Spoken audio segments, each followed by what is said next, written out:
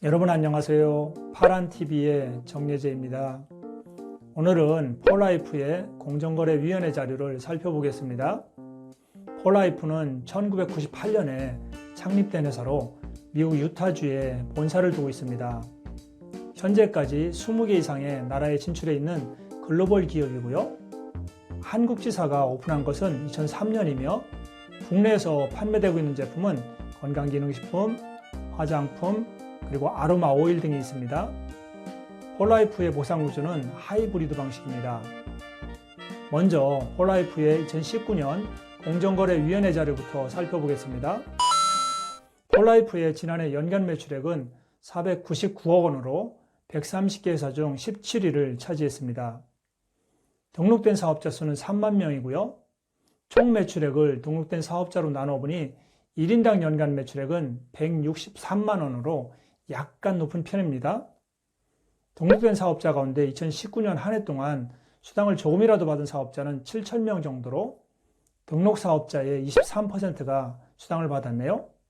그리고 폴라이프에서 상위 1%에 해당하는 사업자들의 평균 연봉은 8,480만 원입니다. 상위 1%에 들어가려면 연봉으로 최소 4,300만 원 이상을 받아야 합니다.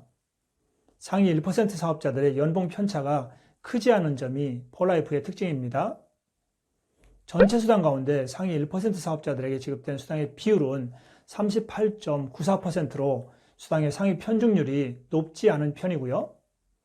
그리고 상위 1에서 6%에 속하는 사업자들의 평균 연봉은 1,520만 원으로 꽤 높은 상태입니다. 상위 6% 사업자들이 받아간 수당의 비율은 전체의 74.05%이고요. 한편 폴라이프에서 2019년에 연봉으로 1억 원 이상을 받은 사업자는 총 18명입니다. 이제 폴라이프의 2012년부터 2019년도까지 공정거래위원회 자료를 비교해 볼게요. 이 기간 동안 폴라이프의 매출은 한 번도 마이너스 성장 없이 꾸준히 성장해 왔음을 알 수 있습니다. 다만 2013년과 2014년에 큰 성장을 했고요. 2015년 이후에는 성장이 정체되고 있다고 보여집니다. 도표에 나타난 폴라이프의 여러 데이터들을 보면 2016년까지 안정적인 모습을 보이던 수치가 2017년 이후에 변화된 모습을 나타내고 있습니다. 수당 지급률이 34% 수준에서 30% 수준으로 떨어졌습니다. 그리고 등록 회원은 늘어났는데 수당받은 사업자의 숫자는 작아졌고요. 그 결과 수당받은 사업자의 비율도 30%대에서 20%대로 낮아졌습니다.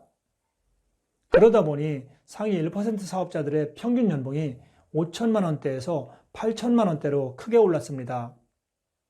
상위 1% 수당 편중률이 40%대에서 30%대로 낮아졌는데도 말입니다. 또한 상위 1에서 6% 수당 편중률은 큰 변동이 없는데도 상위 1%의 수당 편중률이 낮아지다 보니 상위 1에서 6% 사업자들의 평균 연봉은 700만 원에서 1,500만 원으로 2배 정도 올라갔습니다.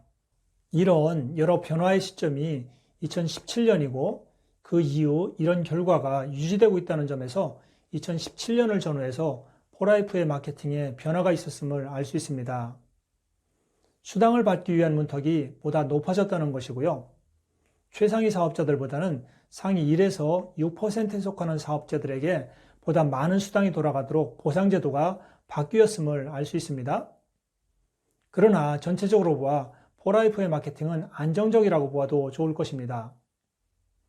이제 폴라이프의 자료를 업계 전체와 그리고 상위 8개 회사와 비교해 보겠습니다. 폴라이프의 사업자 1인당 연간 매출액은 다른 회사에 비해 약간 높은 편입니다. 수당받은 사업자의 비율은 업계와 상위 8개 회사의 중간 정도로 적당하다고 볼 수 있습니다. 상위 1% 사업자들의 평균 연봉도 업계나 상위 8개 회사 평균의 중간 정도로 괜찮다고 할 수 있고요.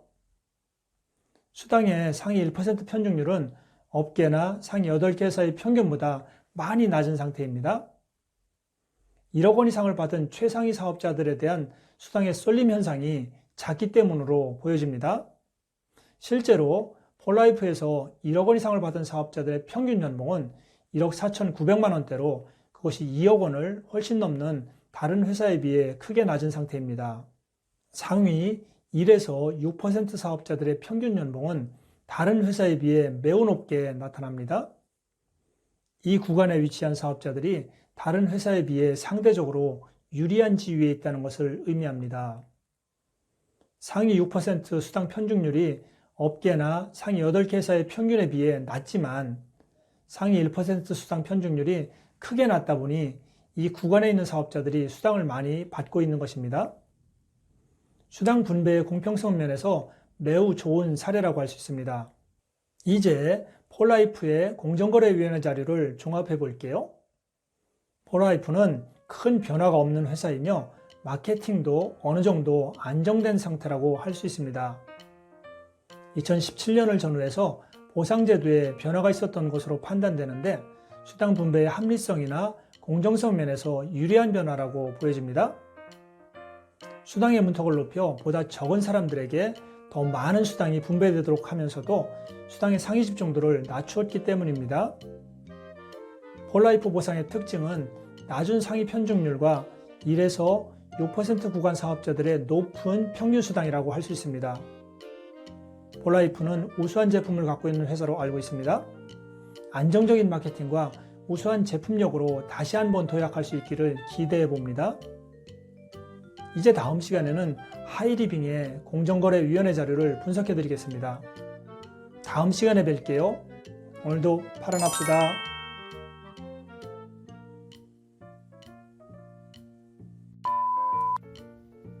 또 하라고 구독과 좋아요, 알림, 댓글 됐습니까?